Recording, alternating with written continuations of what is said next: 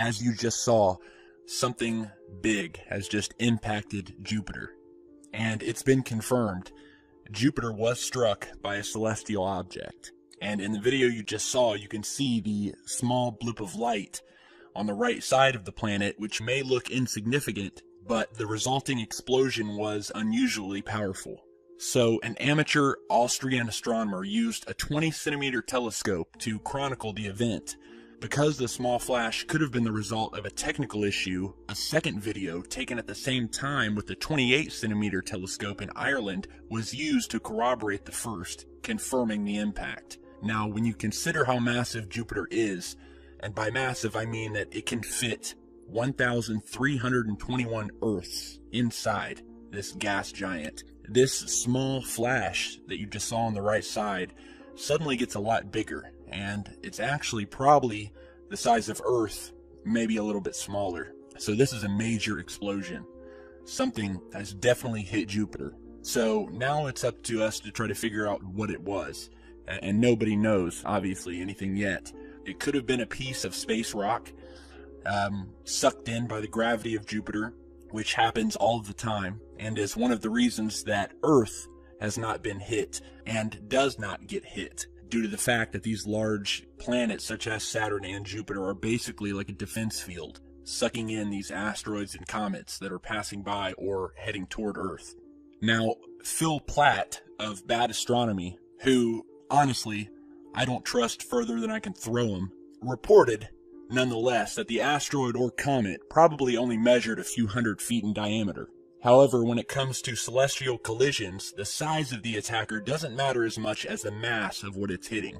But then again, Mr. Platt has no proof of what hit Jupiter. No one does. Of course, Mr. Platt, who is a notorious pro-NASA poster boy, is going to assure us that it was likely nothing more than a rock. However, again, he does not know that for a fact, nor does anyone else. So Jupiter is very used to getting hit by passing asteroids at this point. The planet gets hit by something big enough to see from Earth about once a year, and everybody's noticing it more now because our tech is evolving. And by the way, this may be something, this may be not, but if you remember a few videos back, we showed you these two separate images by two separate sources, telescopic images that were sent in to us, capturing what looked like some sort of craft caught near Jupiter, near the Jupiter system. And as you're seeing in the images here, you can see Jupiter on the left along with some of its moons, and to the right you can see what looks like a large structure of some sort. Now, this was further corroborated by a second image that was sent to us just days later of the same Jupiter system, capturing once again the same object. So, are the two linked? I don't know, but there are definitely some interesting things. We've delved into this in past videos when we've been talking about Jupiter's moon Europa, which is a likely candidate for alien life. We've just spoken about Mars in our previous video about the monoliths found there, as well as on its moon Phobos, and recently on the dwarf planet Ceres. So there's a whole array of unusual and mysterious activity happening around not only Mars and Saturn and Earth, but also Pluto. So again, it's definitely some amazing footage at the end of the day, and we wanted to show you guys. With the sunrise as well, as I've spoke on the other videos, that reflector does take in place as we see that strange heart cloud. Now, please look carefully at these images because we see a dark shadow to the left side of this object. I believe again, when we do see the sun that's dimming, something else is out there being cloaked by technology that they've been using for a long time now to fool the public. So let's go to the Austrian cams, and I hope that you're all having a brilliant day. Here we have the first cam on this web page that I've noticed. Timestamp there is 2:13. It is today's date, and what I saw, as I spoke earlier on, is this strange orb, a chem plane, and this strange shape that just shows itself and then disappears. When I go back, you'll see this. Now, there's the chem line in the sky, dark shadows, and then we've got this strange shape here. Now, when I look at different webcams, which I've been doing for many years now, you do pick up on other things. You do notice what cloud systems are like. You can blatantly see chemtrails. You can see different colors, reflections, and other things that just appear and disappear. It looks to me like this chem plane here is hiding something. See, when you go back, it's gone. You go back through the cam as well. At this time, it's darker again. But when I go back to the front, I notice this. Now let's zoom into this. Okay, what I've done is I've zoomed into this object here, something that's showing itself like a shadow, and then it goes. Can you see the way it jumps away? It's very strange, isn't it? You see the chem line and this. I mean, again, we've got to think out the box. It is and could be absolutely anything. I'm not here to cause any worry.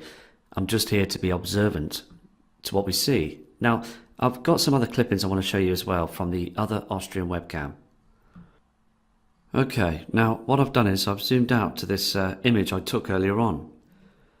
When you look in detail at this photograph, okay, you're seeing a pink shadow on the horizon. But what I took notice of as well, that when the sun rises at about 10:30 in the morning, like you see on the screen here that was taken off the webcam earlier, you can start to see that chemtrail just below to the left side. Now, just to the further left side, there is something that's showing itself on the screen, a round celestial object. We've seen many of these. Now, I've monitored this cam carefully, picking up different things. Now, I know it's huge, okay? And the thing is though, I believe it to be a huge reflection.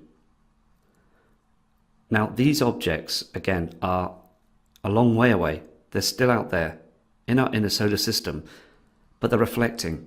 They're reflecting a pink haze, a light source, because many people still sending footage in explaining that, right to this day, that they're seeing this pink haze and then it sort of goes away down to the right-hand side. They see it going down, the dimming of this haze, and then the plasma from the sun starts to move down very slowly. It's like there's two objects in the sky that's reflecting light. Now, what we're seeing here as well is a red colour, a red haze.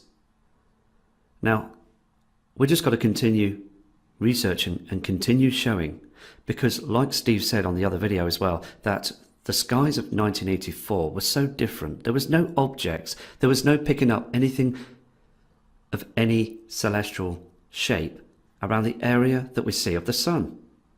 It was clear.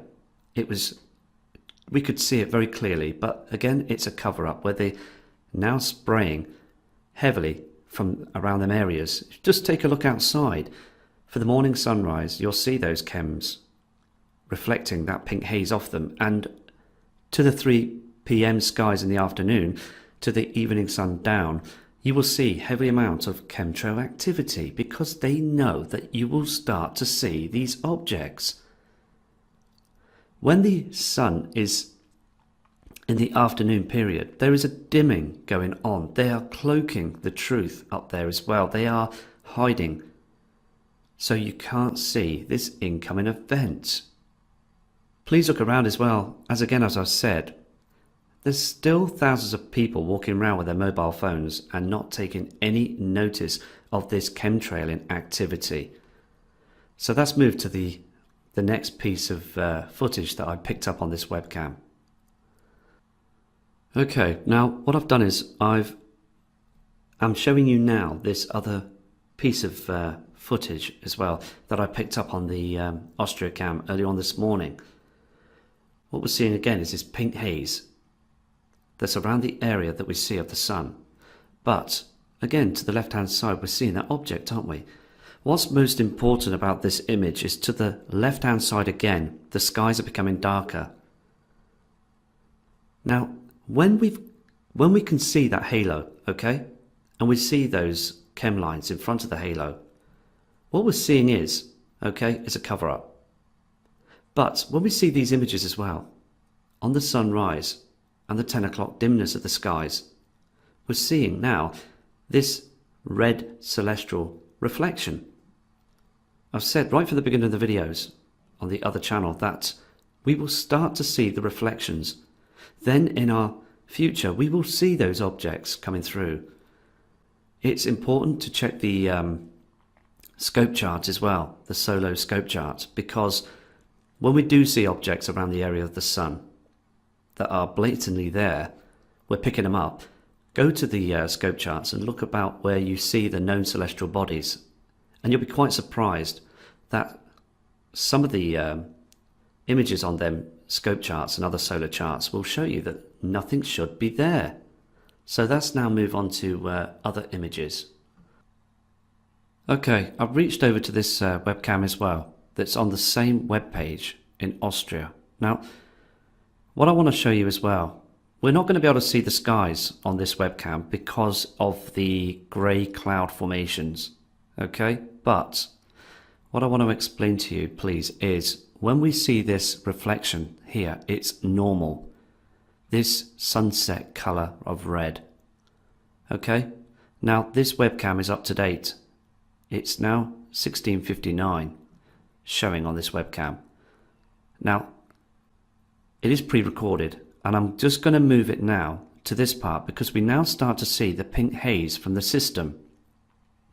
It sounds quite strange to many people that are new to the channel and have been watching, but they've started to observe the skies. I've had many emails come in stating, "You're absolutely right.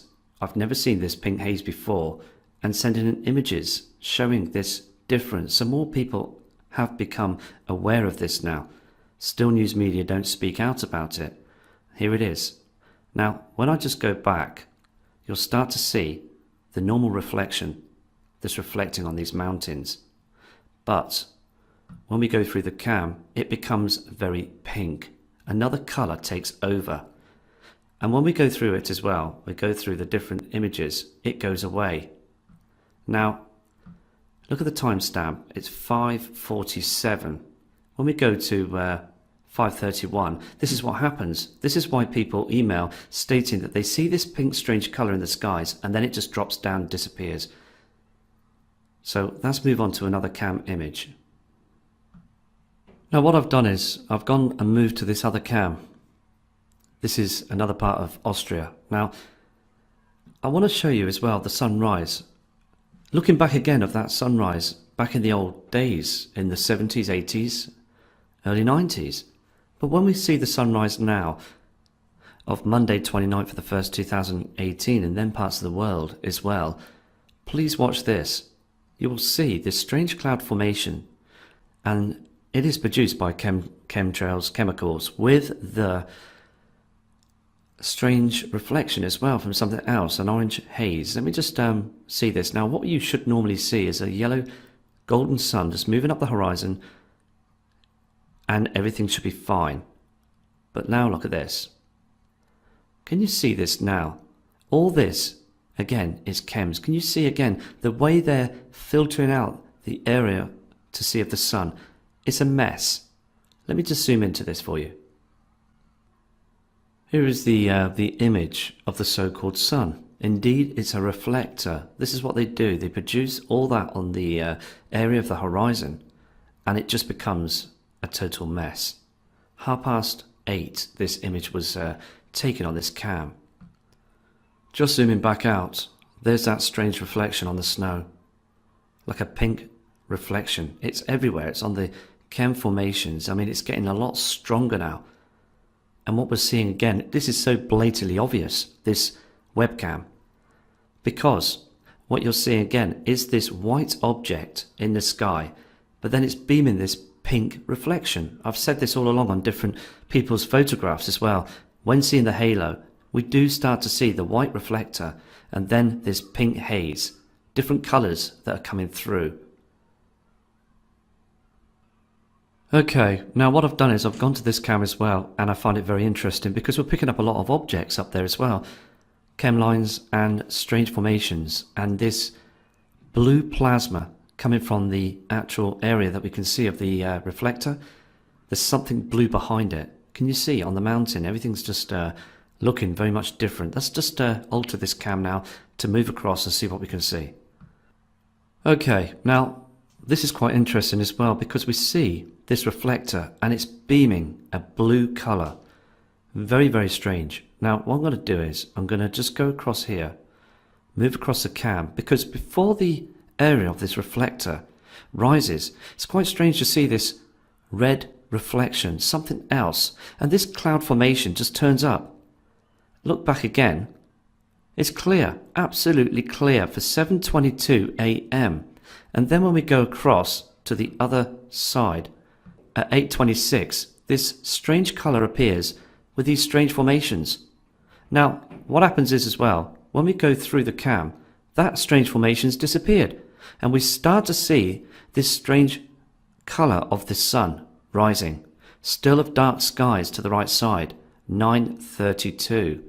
So I'm just going to go back once more. What you saw there was the plasma, the rising at 7:22, then it moves to 8:26, and we're seeing this colour that's coming through. Something else is reflecting. Now, it gets stranger as well, because when we're seeing the rising now, 9:32, look at this. This isn't our sun. Look, it's 10:36. Where is that lovely golden sunrise that we saw in 1984? It isn't. There's something going on. 10:36. Dark skies to the right hand side as well. It isn't right. It shouldn't be like that. Now we're seeing this strange reflection. Look at this colour as well. It's beaming through, and you've got this blue reflection. Now, people still talk about through emails right to this day on the other email address about the blue Kachina. Now, the blue Kachina is a real celestial body as well. They will show themselves in the skies. We've got many celestial bodies that are out there. They will reflect these colours without a shadow of a doubt. We've just got to keep monitoring and seeing this evidence that's unraveling itself to this day. Can you see this chemtrail here? But look at this. This colour really intrigued me when I looked through the cam. I was very, very shocked to see this. I mean, when on earth have you ever seen the sun become this colour? At 12:03, it's dimming. Look at the different colours. There's many shadows, and it just really makes me think, because when we see and have seen past webcam images of the sun, it has, through the years, it has indeed changed colour. Webcams cannot lie. They are there. They've not been harassed or messed with. They are there taking high definition photographs of what we're seeing on the screen. Now, going back to these cams, a number of years ago, we would have just seen a normal yellow sun rising in the skies. Not this. As NASA has released a statement regarding Planet X. Calm down is what NASA is saying. Hold it a minute. Even though NASA confirmed there was a Planet X in 1984, they're now trying to reshift the focus. At the start of the year, a team of U.S. researchers predicted the existence of the mysterious ninth planet, much to the criticism of other experts. But a group of physicists in France then looked at their own models, along with the data from the Canassi spacecraft, to narrow down the search for the giant stellar body known as Planet X, or Nibiru. All right.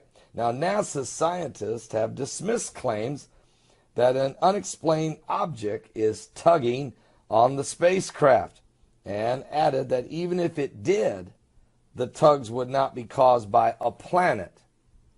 Now, researchers involved have told Mail Online the NASA scientists are incorrect in their dismissal of the paper. Matter of fact, the unknown world, dubbed Planet 9 by some, Planet X by others, Nibiru, also Planet 7X, they're all others, It's thought to be about 10 times more massive than the Earth and the furthest planet from the sun, but its exact location still unknown. Why do we think it's there if no one can see it other than NASA in 1984? And NASA set up a team of scientists for 7 years. Then they quit talking about it in 1992 when the lead scientist died. Yet I have spoken to those that worked on what was known as the Nibiru project in intelligence of space intelligence for the United States of America. Believe me, they know it's out there. As a matter of fact, why did NASA spend billions of dollars upgrading the Hubble telescope and other observatories around the world, including the South Pole? And why did the Vatican spend millions of dollars also with a telescope in Arizona named Lucifer, looking for this planet or watching this planet, as well as other things going on in space? Well, NASA scientists have now said the spacecraft is not experiencing unexplained deviations in its orbit. Although reports a few days ago it was by NASA. Now NASA says, no, it's not. We're talking about that probe that goes around Saturn. All right? Now, an undiscovered planet outside the orbit of Neptune, also known as planet number 9, 10 times the mass of Earth, would affect the orbit of Saturn, not the probe, says William Faulkner, not the author, okay, a planetary scientist at the Jet Propulsion Laboratory. Faulkner develops planetary orbit information used for NASA's high precision spacecraft navigation. This could produce a signature in the measurements of the Saturn probe while in orbit about Saturn, if the planet was close enough to the sun.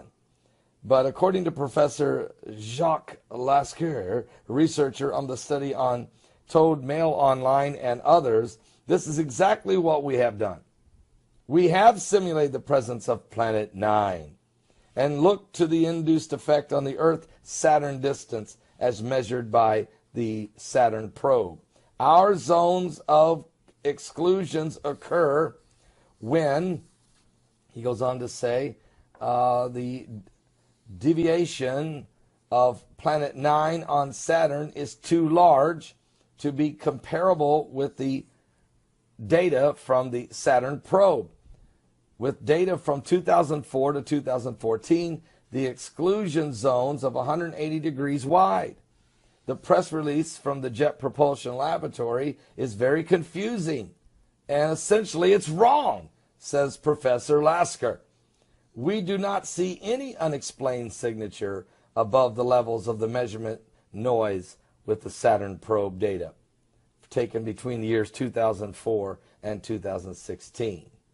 So there's a conflict now. Mike Brown, I was looking at my son's website, the Crusader Journal.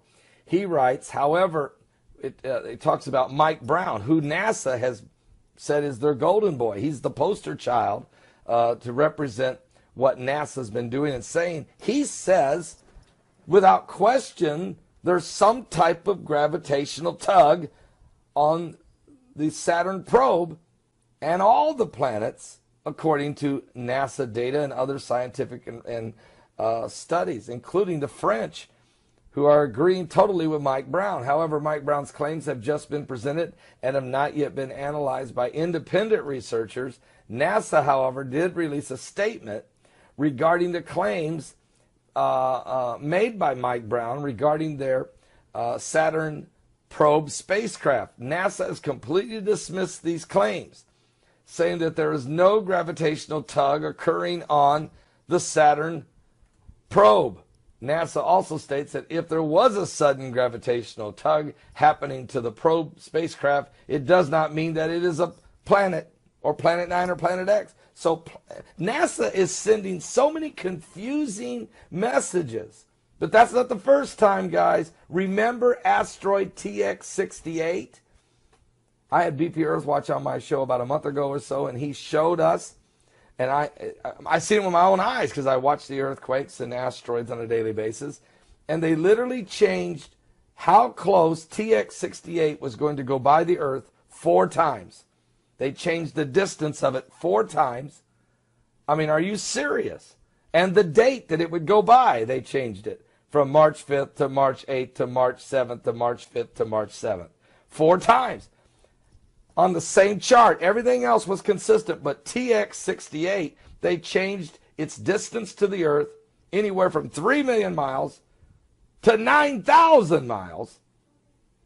And they just kept doing this, 4 different distances, 4 different dates, keeping us always in the dark. Here's the one thing they never would do. They never would put together for us the fact that we had a cluster of asteroids coming ahead of asteroid TX-68 and a cluster that's come in behind it, all of which are near-miss objects of the Earth. NASA now is starting to play this same shell game as it relates to Nibiru or Planet X. So, again, they call it Planet X, Nibiru, Planet 9. Pluto was once a planet, so Pluto was Planet 9. Then they said Pluto's no longer a planet. Now they're saying, well, maybe it is a planet. This is all a shell game to keep everyone guessing. The problem is the astronomers, the French observators, the Vatican, a lot of the guys, the scientists up on the observatories up in Chile who say they saw it. They said in December they saw Planet X. They reported it. The reports that NASA had already told us they'd seen it in 1984. I mean, so all of these things seem to be pointing to the fact that NASA is playing games. NASA, by the way, if you want to know what it means never a straight answer. This is what's going on. So we're going to continue to do what we do and watch what the Bible says. There will be signs in the sun and in the moon and in the stars. There will be distress of nations with perplexity, the sea and the waves roaring, and men's hearts will fail them for fear, for looking after those things that are coming on the earth. Men will die of heart attacks because of what they start to understand is coming on the earth. But Christians won't. We won't go hide in an underground bunker. We will not die because we understand what's coming. Instead, we will look up, for our redemption is drawing nigh. Christ is coming. Are you ready? Give your life to Jesus Christ. Trust in Jesus Christ above all. His word